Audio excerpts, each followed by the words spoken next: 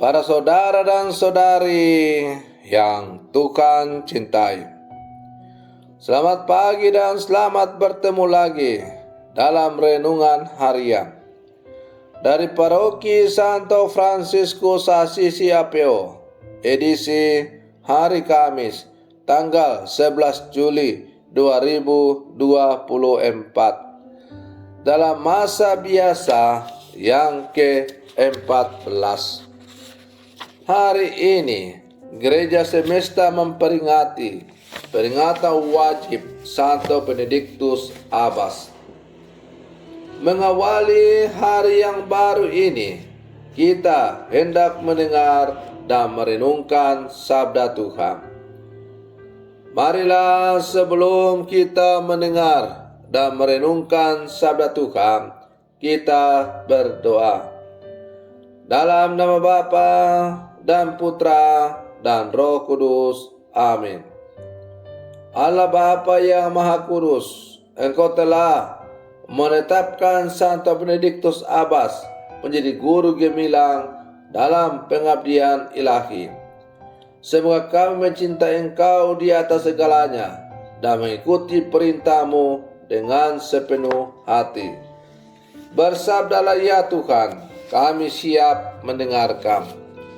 Terpujilah Engkau Bapa, Putra dan Roh Kudus, kini dan sepanjang segala masa. Amin. Para saudara dan saudari yang Tuhan cintai, sabda Tuhan yang hendak kita dengar dan kita renungkan untuk mengawali hari yang baru ini diambil dari Injil Matius pasal 10 ayat 7 sampai 15. Tuhan bersamamu. Inilah Injil suci menurut Matius. Pada waktu itu, Yesus bersabda kepada ke-12 muridnya, "Pergilah dan wartakanlah, kerajaan surga sudah dekat. Sembuhkanlah orang sakit, bangkitkanlah orang mati, tahirkanlah orang kusta, usirlah setan-setan. Kalian telah memperolehnya dengan cuma-cuma, karena itu berilah pula dengan cuma-cuma. Janganlah kalian membawa emas atau perak atau tembaga dalam ikat pinggangmu. Janganlah kalian membawa bekal dalam perjalanan. Janganlah kalian membawa baju, 2 helai, kasut atau tongkat, sebab seorang pekerja patut mendapat upahnya. Apabila kalian masuk kota atau desa, carilah di situ seorang yang layak dan tinggallah padanya sampai kalian berangkat. Apabila kalian masuk rumah orang, berilah salam kepada mereka. Jika mereka layak menerimanya, salammu itu turun kepadanya. Jika tidak, salammu itu kembali kepadamu. Dan apabila seorang tidak menerima kalian dan tidak mendengarkan perkataanmu, keluarlah dan tinggalkanlah rumah atau kota itu, dan bebaskanlah debunya dari kakimu. Aku berkata kepadamu, sungguh pada hari penghakiman, tanah Sodom dan Gomora akan lebih ringan tanggungannya daripada kota itu." Demikianlah sabda Tuhan. Para saudara dan saudari yang Tuhan cintai, para murid Yesus diutus untuk menyembuhkan orang sakit, membangkitkan orang mati, mentahirkan orang sakit kulit, dan mengusir setan-setan.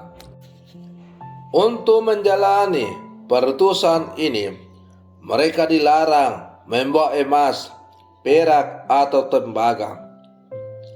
Juga dilarang membawa kantong perbekalan dalam perjalanan, serta tidak diizinkan membawa 2 helai baju, kasut atau tongkat. Para saudara dan saudari yang Tuhan cintai, sebagai murid yang diutus, Petrus, Andreas, saudaranya, Yakobus, dan teman-temannya mungkin juga bertanya, mengapa kami diutus berkarya tetapi tidak boleh membawa cadangan? Cadangan memang tidak perlu, karena kuasa yang mereka terima dan jaminan penyertaan Tuhan jauh dari sekedar bekal emas, baju, kasut, atau tongkat.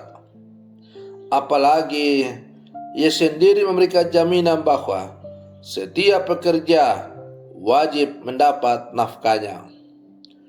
Para saudara dan saudari yang Tuhan cintai, melalui bacaan Injil ini, Yesus mau menekankan kepercayaan kita pada penyelenggaraan ilahi.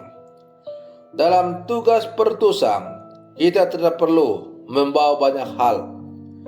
Kepercayaan akan kasih penyertaan dan penyelenggaraannya akan memenuhi kebutuhan kita pada saat yang tepat. Para saudara dan saudari yang Tuhan cintai, hari ini adalah peringatan wajib Santo Benediktus Abbas. Dia meninggalkan kekayaan orang tuanya dan hidup sebagai pertapa. Selama 3 tahun dia hidup dalam kesunyian. Pada saat dia dalam kesunyian, seorang pertapa bernama Romanus selalu memberinya makanan. Sampai pada akhirnya ada seorang imam yang menemuinya. Seiring perjalanan waktu, semakin banyak orang menemuinya untuk minta nasihat dan membawakan makanan. Dari tempat sunyi itu, orang menerima banyak berkat. Para saudara dan saudari yang Tuhan cintai, pertanyaannya sekarang untuk kita adalah, bagaimana dengan kita sebagai murid-murid Yesus yang hidup di zaman sekarang? Apakah kita masih bisa produktif ketika jatuh? Bagaimana reaksi kita ketika seorang yang pernah menyakiti kita datang meminta pertolongan? Apakah kita bisa seperti Santo Yusuf dan Santo Benediktus untuk bersikap terbuka, sensitif dan responsif terhadap kebutuhan sesama?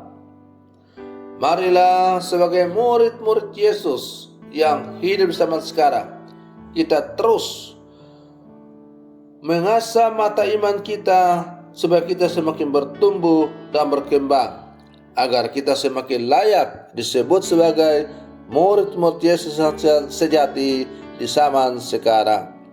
Semoga demikian. Selamat pagi. Tuhan Yesus memberkati.